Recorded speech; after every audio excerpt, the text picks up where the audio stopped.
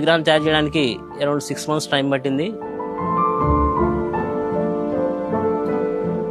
ఈ విగ్రహంలోని ప్రతి చిన్న మైన్యూర్ పార్ట్ని అంత డీటెయిల్స్ ఐరన్ స్క్రాప్లో కలెక్ట్ చేసి తీసుకురావాలన్న టార్గెట్తో ఈ విగ్రహం తయారు చేశాము. ఆ డీటెయిల్స్ తీసుకురావడానికే మాకు చాలా ఎక్కువ టైం తీసుకుంది. దాదాపు 20 టన్నుల ఇనుప తుక్కుతో రూపొందిన 21 అడుగుల ఛత్రపతి శివాజీ విగ్రహాన్ని తెనాలిలో ఏర్పాటు చేశారు.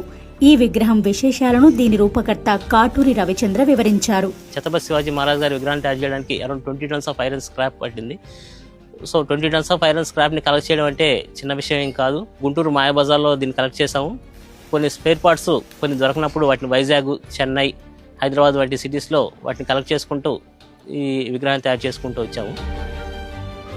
Iron nuts, iron bolts, vehicle parts, మన గేర్ వీల్స్ కానీ అటువంటి చిన్న చిన్న పార్ట్స్ అన్నింటినీ తీసుకొని వాటిని కాల్చడం కానీ, బెండ్ చేయడం కానీ, ఉండే తీసుకొచ్చి వాడేయడం కాకుండా ఎక్కడెక్కడ సూట్ అవుతాయి, వాటిని ఎలా దాన్ని మనం మన వర్క్లో మలుచుకుంటే అది ఎలా సూట్ అవుతుందో ఆలోచించి వాటిని కాల్చడం, బెండ్ చేయడం, తర్వాత వెల్డింగ్ చేసే టెక్నిక్స్ ద్వారా ఈ విగ్రహాన్ని తయారు చేస్తూ వచ్చాము.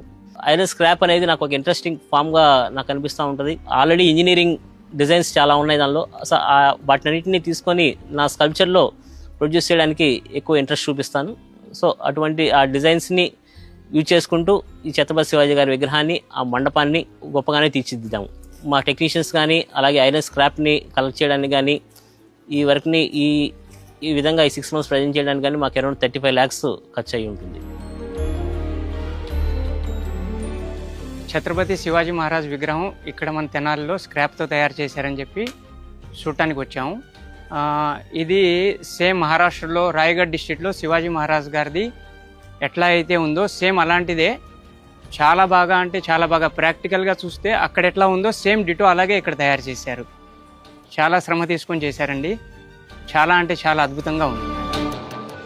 ఛత్రపతి శివాజీ మహారాజ్ నిజంగా అక్కడ కూర్చున్నాడా అనే రీతిలో ఆ ఒక విగ్రహం కనబడుతుంది. స్క్రాప్తో ఉన్నటువంటి ఫినిషింగ్ కానివ్వండి, ప్రతి చిన్న ఇది కూడా అక్కడ ఉన్నటువంటి సింహం దగ్గర నుంచి, అక్కడ ఉన్న కత్తి కాడి నుంచి, ఆయన కూర్చున్న విధానం కాడి నుంచి ప్రతిదీ కూడా అసలు చాలా అంటే చాలా డీటెయిలింగ్గా ఉందండి.